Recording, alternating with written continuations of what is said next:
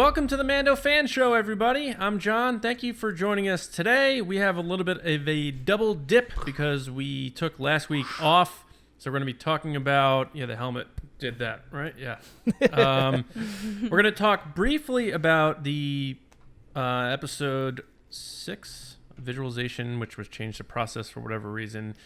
Because, frankly, enough already with the special effects. They're great. We get it. But we want to spend the biggest chunk of this episode on the score and the music by Ludwig Göransson. I think I said that right. With me, so. Did I get it? Was that right? I think so. Was it Ludwig? I don't know. I'm terrible with names. We all I think at one point I was saying Ludwig because I think that's how it was pronounced at an award ceremony or something like that. But I heard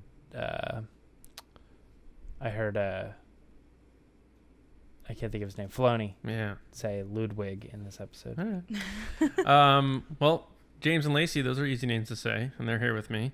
So why don't we just kind of breeze through, not to, devalue it, but the visualization and the previs and all that stuff episode. Did you guys have standout stuff that you wanted to touch on with that before we move on to the score? Who wants to go first? James can go first. Lacey, do you have a standout moment? Because I think... Go ahead. Yeah, I think the one thing that stood out to me was just the amount of pre-production that goes into these things. Because from all the directors, from Deborah Chow and Taika, talking about how much stuff was done in advance. Like, Deborah Chow had said that they were working like 2 months prior to shooting. So by the time they got on set, they knew exactly what they were doing compared to other TV shows, which she's done, which you do, like, when you get there, you're like, okay, here's the plan, let's go. Like, they had way more time. The funny moment, obviously, was with Taika, as always, where he's talking about reshoots, and he's like, you do all these things when you're on a movie, and then when you do reshoots, you're like, okay, we got it. That's all we needed, let's go. Yeah. So that was funny. Yeah, James, what do you got? Well, I mean, to highlight that for a second, yeah, I mean, I totally understand that because, I'm working in video on a regular basis, not with us, but at my regular job, and I'll shoot something, and I'm like, oh, shoot, I say the line, like, plus it works with headphones, and I don't have a shot of headphones. So I spend, like, I go back, and I set up this whole big thing, and then I'm like, all right, that's the shot I needed for the headphones. Yeah. Then I go back, plug it in, and as soon as I say, and it can be used with headphones, I cut to that shot, and that's all it is. Yeah. So him saying, like, I feel like there's something that is needed here, but we can't quite figure it out. Mm-hmm. And then later you go, well, it's just a cup, but we just need him setting the cup down or whatever. And right. Then, okay, we got it. We're doing the reshirts. Boom. Yep, we got the shot. All right, good. That is what it is. Yeah, I totally understood that. What I was going to say is I think everybody's takeaway from this episode was the first minute, Jon Favreau, right at the very beginning, saying, I went in with a pitch where I said I didn't want to be influenced by Star Wars. I wanted to be influenced by the stuff that George was influenced by. So... And I remember even before I had watched the episode, I already started seeing that online. People taking those 2 lines with the subtitles, memifying it, and then just pushing it out and being like, yes, this guy gets it. Mm-hmm. And, I mean, it's not something that big surprise here. Guys, you want to talk about how it's kind of like a Western, kind of like a samurai film, right? Yeah. But I think it's interesting that's... what he went in with, and the way it was handled as far as like, I think most people probably think, oh, I'm familiar with Star Wars, I'm going to branch off of that. Yeah. It's like, no, maybe if you start one step back and then create something that fits in Star Wars, you'll probably be closer to the original than you will being a sequel, if that makes sense. Right. So I don't know. I thought it was kind of interesting. And like, I don't know. I didn't know the whole thing was previs, but it starts to add up when you talk about, just a couple weeks ago, we were talking about someone who says the typical movie like Avengers has like 20,000 visual effects shots. And we're at like 40,000, you know? Mm-hmm. Well, every shot is a visual effects shot. Yeah. Practically, you know, practically get it. I think I've had enough of visual effects at this show. I feel like that's all they talk about. Yeah. I mean, we talked about it not just on this show, but also the podcast, and the volume is becoming one of those things where it's like it's the drinking game now. If yeah, you mention the volume, take a shot. Yeah, it's so cool and so innovative, but everyone's talking about it so much that I'm almost just like, all right, you know, we get it. It's there. Well, like remember the porks. this episode too is also about, because you're gonna have those visual effects shots, you have to know exactly what you're gonna shoot. Mm-hmm. So, you know, you can write it on paper and you can create a 3D model so that you can see it, but, you know, you have to have the visual effects shots like almost at the same time you're doing the thing. It was just weird though, because the episode, photography. Right, but the episode was only like 18 minutes. It was really weird. I was like, this feels like it should have been a part of another episode. I'm not really sure. Like, it was interesting. And I love that production behind the scenes stuff, but it just felt like out of place to me. I was like, this could have been put in the other episode, I feel. Like, just add this 18 minutes to the other 30 minutes and you'd have... Or they had 7 episodes and they're like, Disney's like, well, we need 8. And they're like, oh, let's cut this section. Let's cut something together. Yeah, for that one's kind of long. We could probably cut it down, add a little bit more, and make the process. It should have come earlier, though, I think. Yeah, and didn't they change the name of it, John? Weren't you saying that? Well, yeah, so originally it's called visualization, and now it's changed to process. Right. Which I find strange, because you could apply process to anything in production. Like, right. Someone's process, and they use the word process when talking about Ludwig's music. But, you know, yeah, my takeaway from that episode is just the honesty of how inexperienced that some of the directors are with this type of stuff, especially Rick Famuyiwa. He's like, I never had anything like this. We would just show up and be like, all right, let's make our movie, or let's make our whatever. And now you got all this stuff, and it's crazy to think when you have money what you can do. So he, you know, when he said that, yeah. It's just that I like that charm to it, because it's this big Disney thing, but you have these directors who may not be, you know, a Spielberg, and they're just being very honest with their experience. They could be there, you know, faking it like, oh yeah, and we were doing all this stuff, but he's like, I don't know what that was.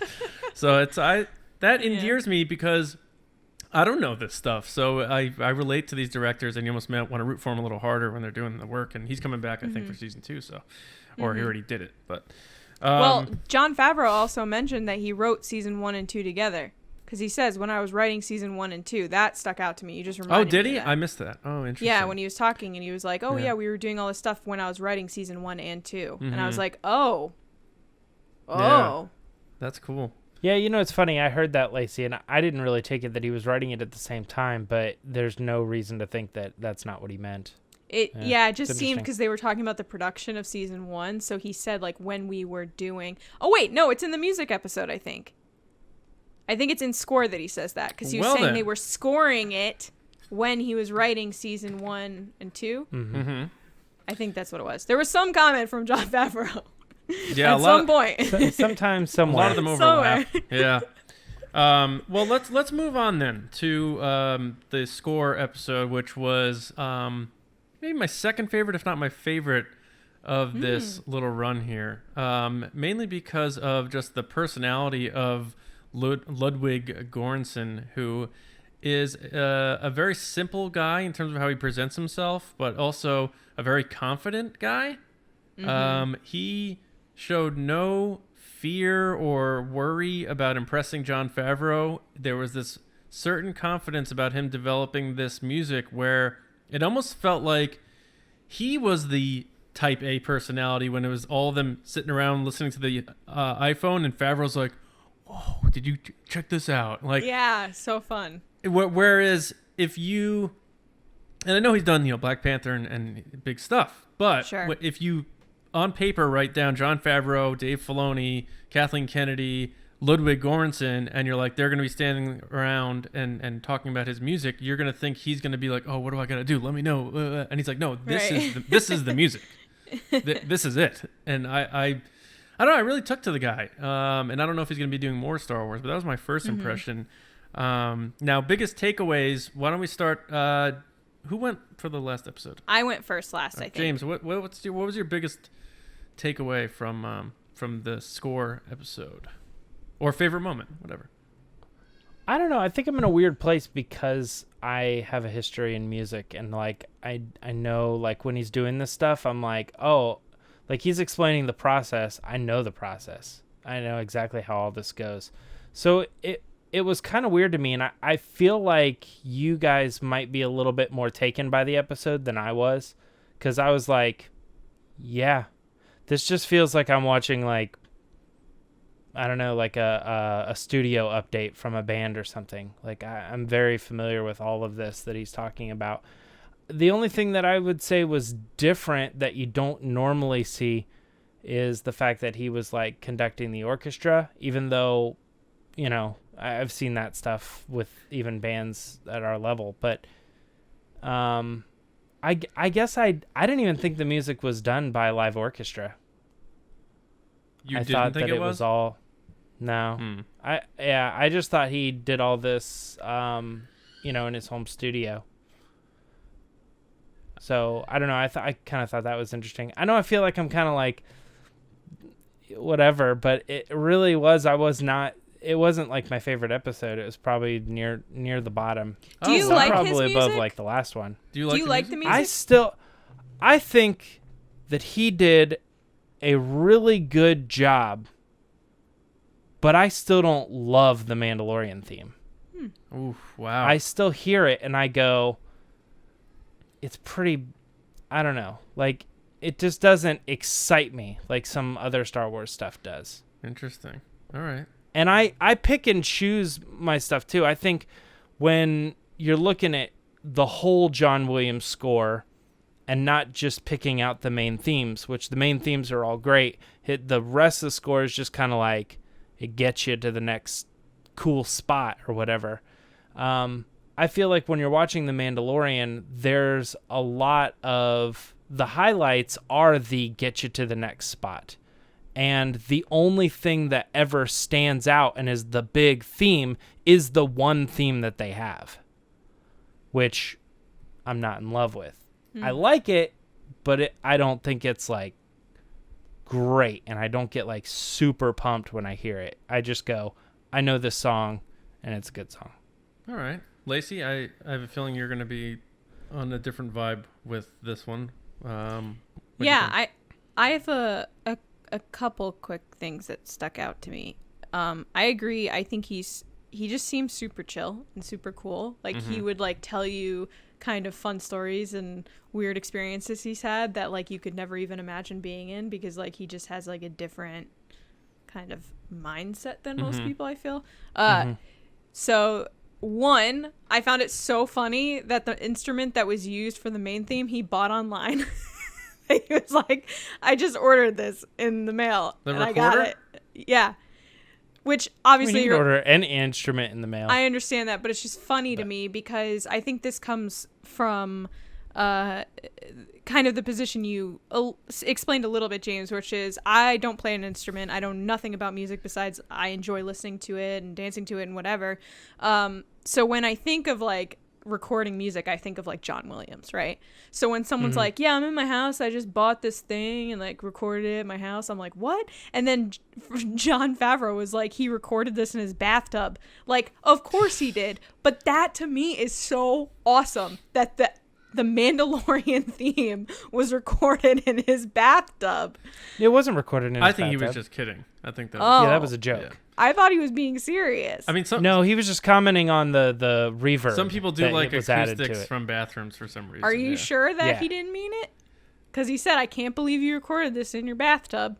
I think he even follows it up with like in your bathtub or in your closet or something. Yeah. Okay, Like, well, I took it for the phrase that it was, but regardless, that was really cool. But I wouldn't be surprised because that's the kind of stuff that you see. Like I said, I'm pretty used to seeing this stuff, so people will be like, oh, I went to this garage sale and we found this pan and then it had a weird sound, so we recorded it and it's in this orchestra thing. And well, think about all the sound effects that Star Wars was created with. Yeah, I'm not saying I created this concept that he did in a bathtub. I'm just saying it's cool. No. Yeah. And then the other thing that stuck out to me, which actually made me think of you, James, and your point, is like when he said, yeah, I've had a lot of criticisms. It's either people hate it or people really love it, but those people that hate it kind of, it grows on them as the show goes on. And I was like, that's kind of how we all felt. We fell into those buckets. So that was pretty cool. Yeah, the funny thing about the recorder is like everyone, that was their first instrument in like 3rd grade.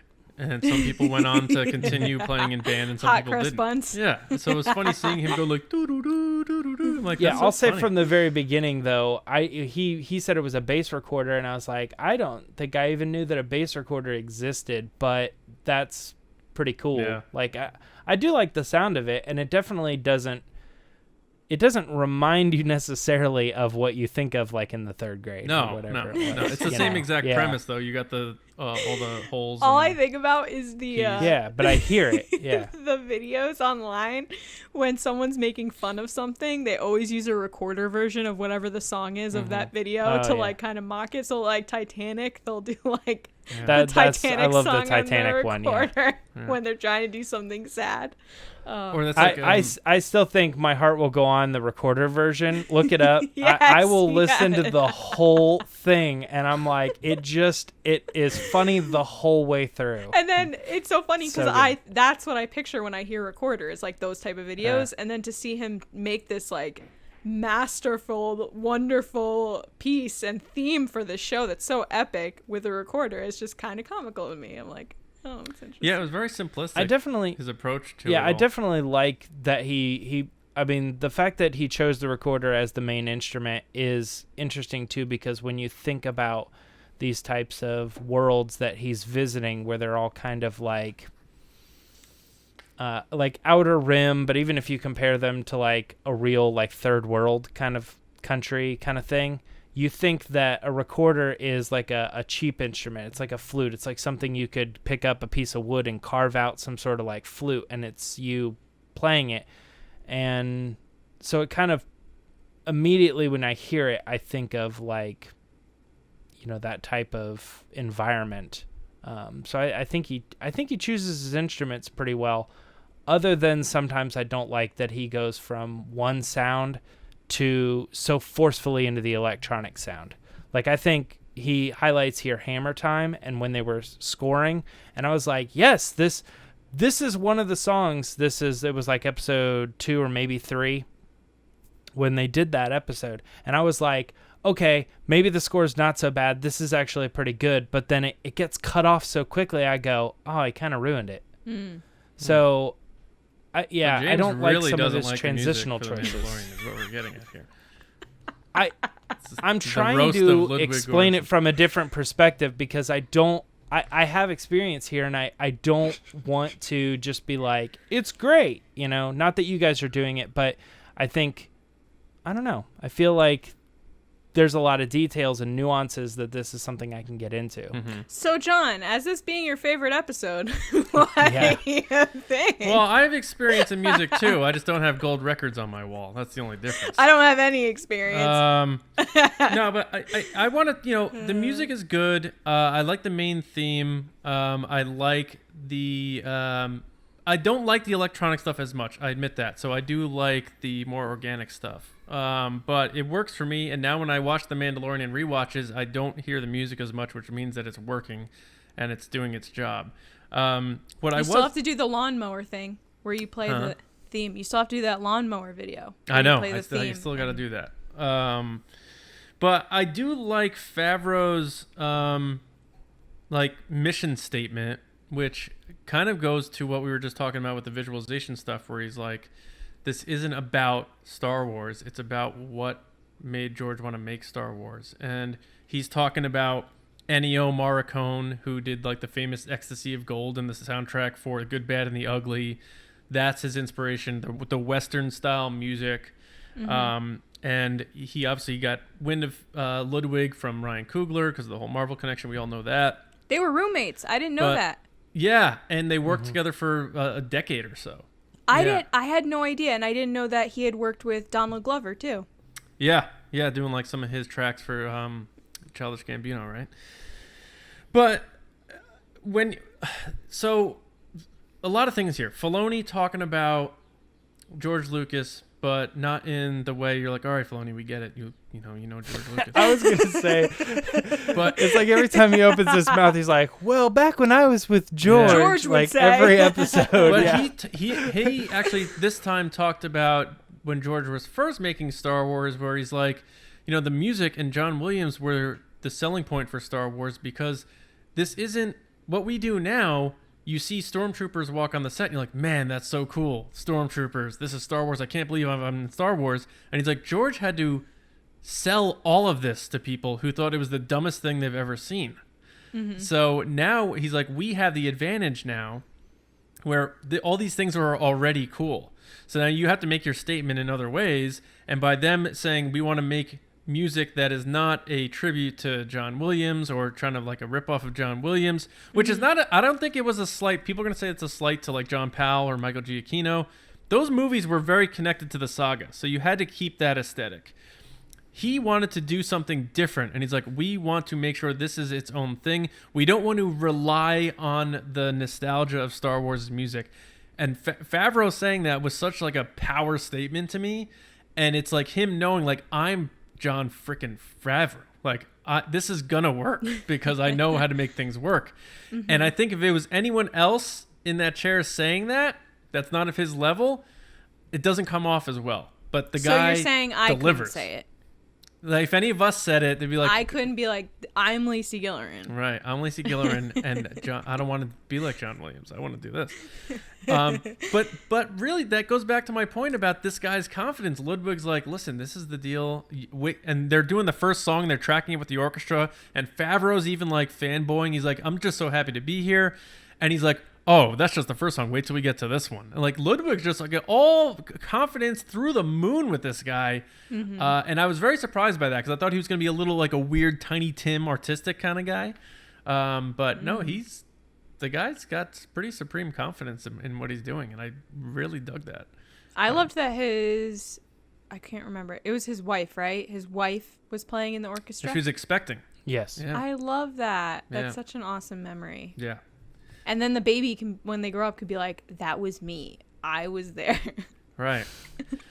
That's true. So James, you said that he conducted. There was another conductor actually conducting the orchestra, and him and Filoni and Favreau were kind of overseeing it and guys giving directions in between tracks. So I don't know what that title is called, if that's just them doing oversight or direction. But I was actually surprised he wasn't conducting in the way John Williams would actually physically be conducting the orchestra. No, I mean, that doesn't surprise me. I mean, he doesn't, I never got the impression that he really has experience there. I think the thing is that he knows what the music needs to be, and probably, he could have written it out, but he also could have, like I said, programmed it and then had the computer just kind of like, pop it out, convert it. That's pretty easy nowadays. But that's not to say that he doesn't know, and write it out himself. But generally, I don't have any conductor skills necessarily. I think I have a general idea of it because I was in band. But if I was going to say, hey, we have enough money that I want to actually record like an orchestra for these tracks.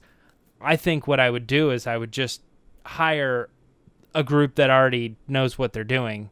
Together, give them the music, and then when I can hear it, play it back and go, yeah, that's it. Or no, I was actually thinking more like this, like maybe in my head, just the same as you would do with anything, kind of change it up. Right. So, that didn't surprise me that he was back there too. I mean, in a way, that's kind of like J.J. Abrams being like, I want the music to kind of be like this. and then letting John and his team do it. And then he's like, well, maybe more like this or something. And John can work from there. But I understand the difference because in this case, Filoni and John Williams John still, Favreau are more like he still handwrites his actual He does. bar music. Yeah, because that's what he gave to yes. Daisy. Right. That's part of the reason too why I say I wouldn't be surprised if Ludwig could do it, but I also would think that he's probably programming all of this into his computer, and then he has the budget to actually do like a live version. So then they're like, oh well, then why not? Think about how many times you like listen to interviews of musicians and they're talking about how they play songs, and they're not saying notes, they're saying the tabs. They're like third fret, second string, I have no fifth idea fret, what you're saying. Third string. Like they're not. Oh, you're gonna play an A here, and G here, and F here. Maybe the bands you listen to. I'm just kidding. What a snob! I'm totally kidding. What a snob! I'm totally kidding. What an Well, you know what? snob. I listen to John Williams. No, I know. So I know exactly. That what you're being talking about. said, I'm Yeah. an expert. Yeah. No, but did you guys I think pick it was up? like Dave Grohl. Did we talk about yet how he talked about John Williams and how much he loves John Williams and all the themes and stuff? Have we talked about that yet? I mean, they had to do it, right? So yeah. So the interesting thing about John Williams is obviously he's the best, and obviously everyone somewhat agrees, but I always find it so interesting when any composer gets interviewed, they always talk about John Williams. Like, he's the best of the best. And I loved hearing him, Ludwig, talk about him in particular, because he said, look, John Williams his music is so intelligent. He was like, it's the best. The best of the best, like all his themes. He's done so many things. He's accomplished so much that I really liked him talking about how he went into this thinking, I want to be what these kids now remember about The Mandalorian. Like, I'm going to be that music for them. And I really liked that. Yeah, and Filoni kind of said that, Made it right? his own. He Talked about making it his own, and then they kind of go into like a couple people talking about it. Yeah. So, sorry, my dog's barking. Just It's okay. life of a podcaster. Filoni talking about it being generational, and he's like, you had the original trilogy people, you had and he's like the expanded universe people, and you had the prequel people, and you had the Clone Wars people. Now you have. Did he say expanded universe like that? He's well, you know how he talks fast. I feel like he kind of skimmed over it. But he said then you're gonna have people where they're gonna be their thing. This is gonna be their entrance into Star Wars. Is gonna be this That's guy, so and then exciting. they're gonna hear John Williams maybe after the fact and be like, oh wow. Because we talk about on Monday, Ahmed Best and how he could be kids' introduction into Star Wars. So it's kind of fun thinking about all this new content that's come out in the recent years with Disney Star Wars and how that's people's first intro. Yeah, and it seems like, I don't know if it's because all these things have the same type of blueprint when you're making new Star Wars, whether it's visual effects, whether it's writing, whether it's directing, whether it's acting or music, but you keep hearing that whole thing like, this is now their Star Wars, or this is going to be their Star Wars. But I think Filoni, and he said this a few times already in this documentary now, maybe 3 or 4 times, and he's trying to hammer it home, and this is what made me like him more, is that he said Star Wars is always directed at kids, and it's always going to be about families, and we can't ever lose sight of that. And I think dogs. Yeah, of course.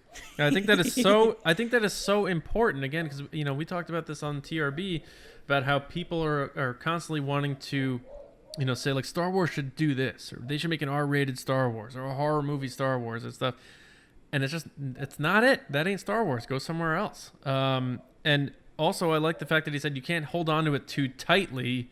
You can love Star Wars, but you have to let it breathe and create new things and that sort of thing too. So again, that balance of knowing what it is at its core, which is for kids and for families and that sort of thing, but also knowing that you have to also be inventive and not keep relying on the old stuff that worked originally. Right. I thought that was pretty cool. And maybe that's not directly tied to the music, but maybe he saw that as this music is so different for this show, but it's made in the same spirit as John Williams' classic compositions and that sort of thing. Right. Yeah. yeah, I don't know. I definitely think that not making the show like a bunch of Star Wars music or reused Star Wars music is good. When the first introduction we really had to that was Rogue One, and I remember watching the movie and being like, man, I felt like it was so absent from a lot of those popular Star Wars themes. And then later, as I grew into the score as it was, I was like, oh, I actually think they did a really smart thing there by kind of abandoning the typical themes, and for this particular movie bringing in new things and just like maybe lightly peppering the other stuff. And then obviously Solo kind of did like a very similar thing there. Like it barely has any Star Wars music in it other than like random stuff. Sprinkled, but again, like you said, the main that's theme pretty much. Yeah. Well, even like the asteroid field song and stuff like that. The Empire Chase, yeah. And John Williams wrote the Han Solo theme. Yeah. So and the Empire theme too, and it's just so. I think they kind of sprinkle that in, but that's they didn't do that at all with Mandalorian, and I'm still trying to figure out if that's a good thing or a bad thing, because I would have maybe to heard a little bit of something Star Wars related, but it's completely separate. Are there any? Did Kevin? So it's a good thing or a bad thing? Did Kiner create any? Because nothing stands out in my head. Are there any musical themes tied to Mandalore or Mandalorians or? Not that I know of. I mean, unless I'm forgetting, which I forget like 90% of that stuff. Yeah, I mean, there's a lot of music in the Clone Wars, so it's kind of hard to stand out. Yeah. And I know somebody's being like, oh, these themes and these. Because that's the only thing I would think that they would be like, all right, let's try to pepper at least a little bit of that in, or maybe do a minor version of that, or In a weird way, I was almost a little surprised that season 7 didn't pepper in a little bit of what we know about the Mandalorian theme and try to tie that to Mandalorians a little bit. Mm-hmm. I could see like in one episode where you see a bunch of Mandalorian fighters and they just do like one little phrase where you're like, oh, that's Mandalorian. Like, I get it. It's all tied together. Like, whether it's this regime or the old regime, like that theme is present in both, because I think that the Mandalorian songs they stand out more than the Clone Wars songs. I agree with that. Yeah. And Rebels too. Those, it's tough having the discussion because I know you're not that big of a fan of it, but Lacey is. But I'm a big fan of everything. It's like no, yeah. Those not really. I'm kidding. I'm obviously there's things I hate, like Tally. Right. Those two notes though, that ba-dong, like, yes, I love that cadence or whatever you want to call it, and it's almost like it's so Old West. It's like the cowboy's here. Like, you better right. be ready. He's like coming. The wah wah yeah. wah wah yeah. wah. The ba-dong. It's smart.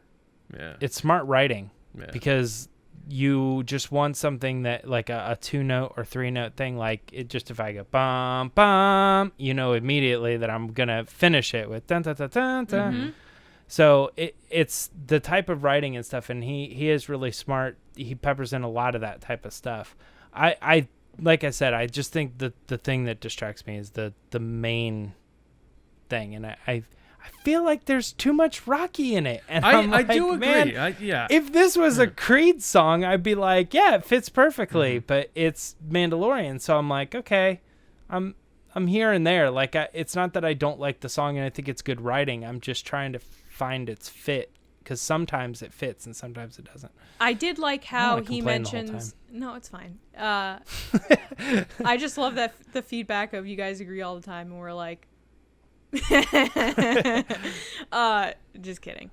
Anyway, so where Ludwig talks about how every chapter he made sure at the end, which I enjoy with the episodes, is that main theme comes in at the end with that like build up into the the credits. Yeah. I loved that he was like, yes, of course I did that with every episode. Mm-hmm. I wanted it to go out, start with the same, end with the same. And I was like, I love that. Yeah, that's... So... Go ahead. So this episode for me, I think, opened my eyes to something that maybe I go back and I revisit, look at it a different way, I will say, is, like, I think part of my complaint, like we were just talking about a minute ago, like, is there a Mandalorian theme? Well, okay. Is there a Baby Yoda song? Yes. You know? Is there a Queel song? You say yes? Yes. The music playing, and they kind of explain it in a way. The music playing at the end of the first chapter when they reveal Baby Yoda is kind of the same stuff they pepper in anytime there's a big Baby Yoda moment in this in the show. It slows down, kind of. Yeah, and he melds in the Mandalorian's theme into it when they're like, together and interacting and stuff. And I think that's the whole thing about him saying, and I guess everyone would say this, like, well, you know, you got to tell the story and tell the emotions because you can't see his face and stuff. It's like, oh, yeah, I get it. He's a Mandalorian wearing a helmet. I get it. Okay. The stuntman did the same thing. But he's right. He's like you have to try to emote what's going on because you just have this visor that's not really saying anything. So, I don't know. Maybe that went into it. Maybe... See, I'm not saying that that's wrong, but that doesn't stand out to me at all. Like, I've been thinking that's part of the problem is that I don't feel like when I'm watching Last Jedi and Rose is on screen, I'm like, I know they're playing a Rose theme. I get it. Like, I can hear it. I couldn't and I can even pick tell it you out. what Rose's theme is, to be honest. But I know what you mean, like Rey's theme. Yeah, I feel like Rose's theme is in my head somewhere, and because I could hear it. Yeah, but I it's- couldn't tell you what it is. Honestly, a lot of the stuff that isn't like Force Awakens is great, and then Last Jedi and Rise of Skywalker, both the new stuff does those sounds very Harry Potter to me. You know what it sounds like? Canto Now Bite that's what I chase, I call agree. Star Wars 94. Yeah, It just seems like the best hits. yeah. Well, the Canto but- Bite chase definitely sounds like Harry Potter to me. With It the does. Yes.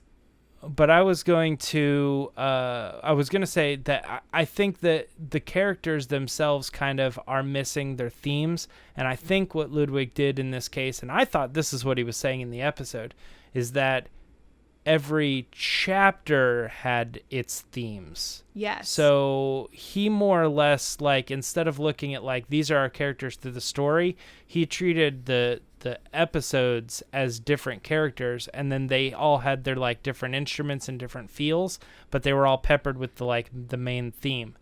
Yeah, he said he did enough music for 3 feature films, he said. Well, yeah. That's just because of the length of the episodes and stuff. Yeah. But I think you'd have to go back to not which is a lot. Not Yeah. like again, like the whole comparison, like I guess comparing to Star Wars and saying like, well, this person had a theme, this person has a theme, this person has a theme, isn't the way they go about it because they really rooted this in samurai / Western, and I don't think Western movies have each character has their own theme, like, oh, that means what's his name showing up to town now. It's usually like this one root thing that it's rooted in, and maybe him knowing what Favreau wanted, he took that approach as opposed to, oh, okay, well, I need, Leia had that theme, so Cara Dune needs this theme, or Greef Karga needs this theme. The bad guy needs this theme. Sometimes it's not always, and this might be it too, but like sometimes it's not always like a character, like this is Greef's theme. Sometimes it's like a theme for like an emotion, like betrayal. Like, so you have the betrayal theme, and anytime a character is being betrayed or it's a foreshadowing of a character being betrayed, they will use like a certain cadence or a certain piece, if you will, to demonstrate those ideas. And it isn't until you go back and you're like analyzing the music, which I will be upfront, I don't necessarily do that, but when people point that stuff out and they, it's always fun because you can watch a video where somebody says, here's how this theme is used and it's used in this scene, and then you can watch as it blends into this one or not. And that could be present for Mandalorian too, I can't really say, but when I'm listening to it, like I said, I hear a lot of like atmosphere, and then the main theme again. So it's just a lot of the similar stuff, but he uses a lot of different instruments and stuff. So I will say too that anybody who can do analog instrumentation like that is a crazy person. Like I know people who have like even like touch on that stuff, and it's so in depth, and it's almost like, in a weird way, it's almost like a waste of time. Like, I don't know why you would go to all that effort just to get that sound, and it's because someone's passionate and they want that sound. Yeah. They want that sound to be authentic. So instead of just downloading a virtual instrument that could replicate it, they hunt and buy it for $7,000 from this guy. You know what I mean? Yeah. And I'm like, okay. I mean, that's cool. I don't think anybody hears the difference, but I went to West Virginia to get a jug for my jug band. And you're like, all right. Yeah, pretty much. Like, you can, like, it just sounds like when you would buy at Guitar Center and they're like, don't insult me. You know, like, I went it's like, to this the is Appalachia. This is aluminum. This is pure aluminum. Well, that was like at Star Wars else. Celebration, Okay. James. You and I were like, we need to get this cord or the podcast is not going to sound good. And we drove to a Guitar Center and we got the cord we needed and we drove back and it was wonderful. Yeah. No, that story didn't go exactly like that. Yeah, but those analog, I mean, like, just sitting there watching him, like, he's got the wall in front of him. Yeah. And he's plugging stuff in. I mean, He's like, it's like a robot. It's insane. It looked like the console I don't even of the know how to Millennium explain Falcon, it because honestly. I don't know enough about it. But Switches it's so crazy to think like you have to have this understanding of what is happening to your waveform and how you're plugging things in, and it has to do with like electricity and stuff too. Yeah. Like you're cutting waves by certain frequencies. I don't know how to explain it, but I will say anybody who's doing that gets it. It honestly looks Pretty like one of those crazily. old school telephone companies where they're like, just a second, and they're like, Yeah. do you know, like, if you ever watched I know what you Agent mean, yeah. Carter, where at the beginning where she walks into the agency and it's the women doing the phone stuff? Before she goes- Not dispatch. Is it dispatch? They're like Operator? operators. Operators, yeah. Yeah. But that's what I think of when I saw that. It was like this big wall. He's like, it's cool. It's like childlike. And I was like, oh, yeah. It's like you're just messing around with your different instruments, different sounds. It will be interesting to see what he ends up doing for season 2, like you said, James, because we're gonna have a bunch of new characters. Obviously, sorry, my son is absolutely going insane upstairs. There's nothing He's I can do making about his it. own composition of the Yeah. Hoey house. I'm gonna record that, extract that, and send it to Ludwig to incorporate into the music for season 2. Yeah, so James, like you said, it's going to be interesting to see what he does with season 2 now, being that we have the established characters, also the established themes or tones, but also a lot of new characters, if the rumors are true, coming in. Are they going to be is he going to be writing music for the Ahsoka appearance? Is he going to be writing music for each character, like the Michael Biehn character, whoever else is coming down the line? So, It's exciting to think about because really that's what's on the horizon for us with Star Wars right now. Everything else is kind of in doubt. We know Mandalorian's coming. We know more Star Wars music is coming. And whether you like it or love it or whatever, don't like it, it's still cool because it's Star Wars. So final thoughts before we get out of here, guys, on this episode? Yeah, I thought it was a great episode. I don't think it's my favorite one. I think Practical kind of still holds that crown for me, but this was definitely up there as one of my favorites because I'm coming from a place of not knowing anything about music besides listening to it, so it's always cool to see that creative process and the work that goes into it. And then I definitely found it interesting how Jon Favreau said that Ryan Coogler kept bringing up Ludwig to him all the time, being like, you should work with him. Yeah. So he's like, okay, I guess I will. Yeah. But besides that, yeah, it was a great episode. I really, really enjoyed it. Nice. Yeah, it's good to know people in high places. Right? Jon Favreau, apparently. Yeah. James, any final thoughts on this one? Yeah, I like the episode. I like I said before, I don't think it was one of my favorites, but it definitely fits in there somewhere in the mix. Like I said, it was not as exciting because I felt like I had seen all this stuff before in my life, but I am always interested to to see like another experience, and this was a cool experience that was cataloged by, you know, Lucasfilm, or in this case, you know, I don't know who's recording it, but you know, it was done for the purpose of a Star Wars property. And I think just the same as, you know, any other movie, I would click on Giacchino's like writing of this movie just to see what it was all about. But yeah, a decent episode. I liked it. Yeah, it's up there for me. 1 or 2. Practical is definitely probably still number 1. This one's close though. And you know, mainly because I like this guy's approach. His attitude, his confidence. I think when you have confidence, that's when you put out your best work. And Favreau and Filoni and company gave him that space to put Star Wars in a risky situation where you were doing something they'd never done before, which is the more classical sounding composition. So, and at the very least, even if you don't love the music of The Mandalorian, it has now broken down a wall where Star Wars can do something that sounds different from the traditional Star Wars music. So it'll be interesting to see now what can happen beyond this. It's almost like they set the new bar, set a new trend of things they can do. Doesn't mean they won't go back to the classic style. I'd love to see Giacchino come back and do some more Star Wars stuff. But they can do other stuff now, and we know it works and people like it. So yeah, good episode, fun episode, informative. I dig it. And now we got 1 to go next week. But that brings us to the end of this one here on the Mando Fan Show. We appreciate everyone stopping by, watching, listening.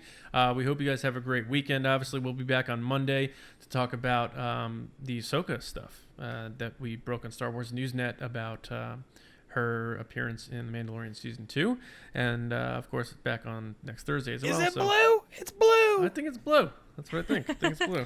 But thank you guys so much. And thanks to our patrons, our resistance officers at patreon.com/resistance broadcast.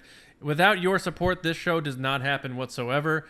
So it really means a lot to us that you guys support what we do and believe in what we do. And we're able to create stuff like the Mando Fan Show and all that. And yeah, that's about it. So enjoy your weekends. And as always, we will see you around, kids.